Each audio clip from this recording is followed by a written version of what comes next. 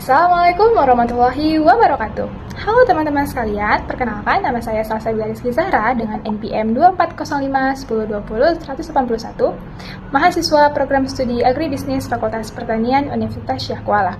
Jadi, video ini dibuat untuk tugas praktikum metode kuantitatif bisnis. Nah, hari ini aku akan memberikan suatu tutorial cara mengestimasi dan menginterpretasikan fungsi Cobb Douglas menggunakan software Shazam. Nah, studi kasus yang aku gunakan pada saat ini yaitu analisis pengaruh luas lahan dan tenaga kerja terhadap produksi padi di 10 kabupaten Provinsi Aceh.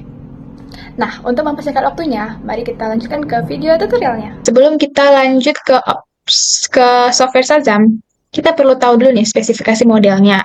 Nah, variabel yang kita gunakan yaitu ada variabel dependent dan juga independent. Variabel dependent itu adalah output utama nih yang kita ingin jelaskan nilainya, yaitu kalau yang aku gunain adalah total produksi padi atau yang kita lambangkan dengan Y. Dan independennya itu adalah variabel yang mempengaruhi outputnya. Nah, X1-nya itu adalah luas lahan dan X2-nya itu adalah tenaga kerja. Oke, di sini adalah rumus dari regresi Cobb Douglas-nya. Y sama dengan A0 X1 pangkat A1 plus X2 pangkat A2 plus E. Ini kan tadi produksi padi. A-nya itu adalah nilai konstan nih teman-teman. Dan X1-nya itu adalah luas lahan, pangkat A1 ini adalah regresi koefisien, X2-nya ini adalah tenaga kerja, dan pangkat A2 ini adalah regresi koefisien juga, dan yang terakhir E itu adalah dia error atau disturbance. Alright.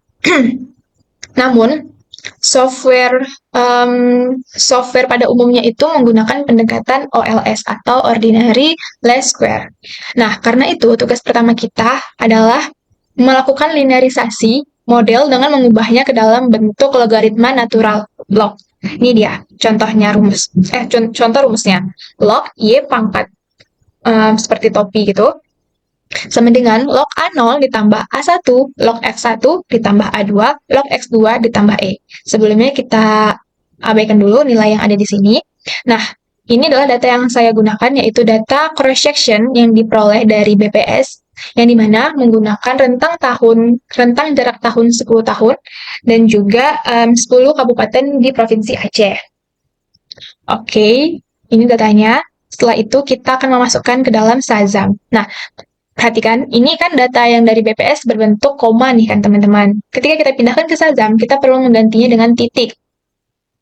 Oke, selanjutnya kita ketik dulu nih sampel spasi 1 spasi 10. Apa artinya? Ini adalah untuk memberitahu Shazam bahwasannya kita memiliki 10 baris observasi data. Lalu kita ketik juga read.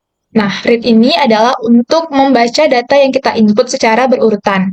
Nah, aku menggunakan singkatan agar lebih mudah, yaitu PP tadi produksi padi, harvest ini adalah luas lahan, dan juga LK ini adalah labor yang dimana tenaga kerja. Nah, ini udah aku ganti nih titik menjadi titik yang awalnya koma.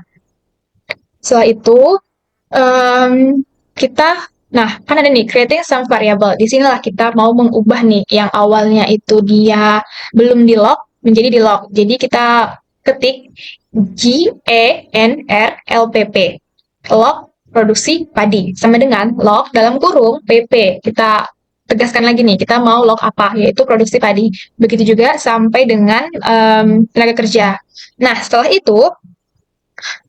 kita mengubah data menjadi logaritma, barulah kita eksekusi nih regresinya dengan perintah OLS, seperti ini. Jadi kita OLS-kan LPP, log produksi padi, log luas lahan, log tenaga kerja, dan slash max dn. Baru setelah itu kita klik nih teman-teman run. Oke, jadi inilah hasil outputnya yang dimana kita lihat ini R square-nya 0,9737. Terus untuk nilai konstan itu tadi diperoleh dari produksi padi, yaitu 1,5850. Terus juga X1 itu atau luas lahan, dia 1,0288, dan tenaga kerja yaitu 0,14776. Ini ada uji F, ini uji T-nya. Nah, untuk mempermudahnya, saya udah memasuki ke dalam hasilnya itu ke dalam sebuah laporan. Nah, jadi begini teman-teman. Hasil yang tadi itu kita masukin dulu nih ke dalam rumus logaritma. Jadi log A0. A0 ini tadi apa? Konstan, yaitu 1,5850. Kita masukin nih. Ditambah X1, yaitu luas lahan. 1,0288 kita masukin sebagai X1-nya. Dan X2-nya yaitu 0,14776. Nah, cara membacanya gimana? Cara membacanya yaitu tanpa pengaruh tambahan variabel luas lahan dan tenaga kerja, maka total produksi padi sebesar 1,5850 ton. Nah, lalu cara membaca variabel X1 atau luas lahan yaitu setiap penambahan 1% luas lahan, maka total produksi padi bertambah atau meningkat sebesar 1,0288 ton. Begitupun dengan luas lahan, yaitu setiap penambahan 1% tenaga kerja, maka total produksi padi bertambah sebesar 0,14776. Nah, penambahannya sangat kecil nih teman-teman, hanya 0,14776%. Alright, jadi ini cara membaca setelah kita masukkan ke dalam rumus logaritmanya. Nah, selanjutnya itu kita akan verifikasi nih. Nah, kita menggunakan 3 verifikasi, yaitu ada economic, lalu kita ada statistical kriteria. Oke, sorry, ada 2 berarti ya. Oke, lanjut nih. Di econometric. Nah, R square-nya ini kan adalah 0,9737. Angka ini sangat bagus nih teman-teman, karena dia mendekati 1. Maknanya adalah sebesar 97,37%. Variasi naik turunnya produksi padi di 10 kabupaten Provinsi Aceh mutlak dipengaruhi oleh faktor luas lahan dan tenaga kerja, yang seperti tadi kita teliti.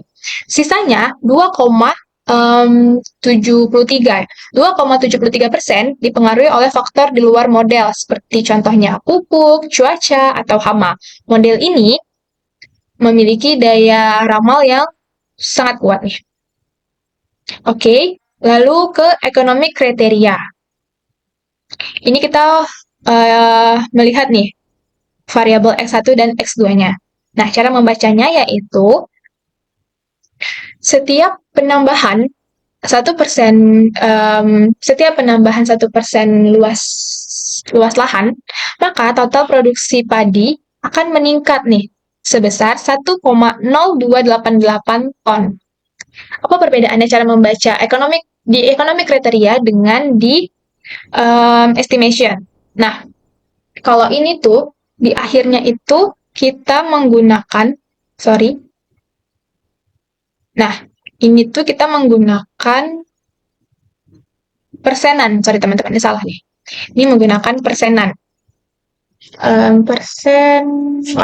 Ini kita membaca dengan persen. Jadi, tanpa pengaruh penambahan variabel luas lahan dan tenaga kerja, maka total produksi padi bertambah sebesar 1,5850%. Ini kita ganti dulu ya jadi persenan. Sorry tadi aku salah. Sabar. Oke. Nah, sedangkan kalau kita baca di ekonomi kriteria itu menggunakan satuannya nih, yaitu kalau luas lahan kan satuan dari produksi padi, yaitu ton. Jadi, setiap penambahan 1% luas lahan, maka total produksi padi akan bertambah sebesar 1,0288 ton. Terus, untuk yang variabel keduanya, setiap penambahan 1% tenaga kerja, maka total produksi padi bertambah sebesar 0,1477767 ton. Selanjutnya kita akan melihat selanjutnya kita akan melihat dari statistical kriteria. Sebelumnya teman-teman, ini aku mau menjelaskan nih. Untuk kita melihat X1, X2-nya itu di tabel asymptotic ya teman-teman. Oke, kita lanjut di statistical criteria, yaitu kita mau melihat nih uji F. Uji F itu diartikan secara serempak nih. Jadi nilai regression di F value-nya itu ada 185,283 dan P value-nya itu 0,000. Yang dimana maknanya yaitu karena P value-nya itu di bawah 0,01, kurang dari 0,01, secara serempak, luas lahan dan tenaga kerja memiliki pengaruh nyata atau signifikan terhadap produksi padi. Perpaduan kedua input ini terbukti valid menggerakkan roda produksi padi di Provinsi Aceh. Selanjutnya, kita ke bagian, sorry bentar ya teman-teman, kita ke bagian uji T, atau secara parsial. Nah, secara parsial itu kita melihat dari tabel asimtotik nih, asimtotik di bagian T rasionya ini. Nah, untuk setiap variabel ya, jadi variabel pertama yaitu adalah luas lahan di LHP. Nih, dia kan T rasionya itu ada di 18,73 dengan P value-nya itu 0,000. Nah, karena P value-nya itu kurang dari 0,1, maka luas lahan itu berpengaruh sangat signifikan. Maknanya, secara real di lapangan, luas lahan adalah faktor penentu utama yang paling sensitif dan dominan dalam mempengaruhi banyak sedikitnya hasil panen di Aceh secara parsial. Lalu, ini yang untuk X2-nya, atau tenaga kerja, kan kita lihat nih, P value-nya itu di 0,2702 dan F T rasionya itu 0,2702 dan P value-nya itu adalah 0,787. Ini aku ganti dulu, sorry. Tadi berapa? 02702. 02702. Nah, maknanya seperti apa? Yaitu P value di sini itu dia jauh lebih besar nih dari taraf signifikan 0,05, yang artinya tidak berpengaruh signifikan, yaitu secara parsial tenaga kerja tidak berpengaruh nyata terhadap total produksi pada taraf nyata 0,05. Nah, sehingga kontribusinya itu terhadap peningkatan output tidak menjadi nyata. Oke. Nah, itulah untuk cara menginterpretasikan atau cara membaca hasil dari output yang kita dapatkan.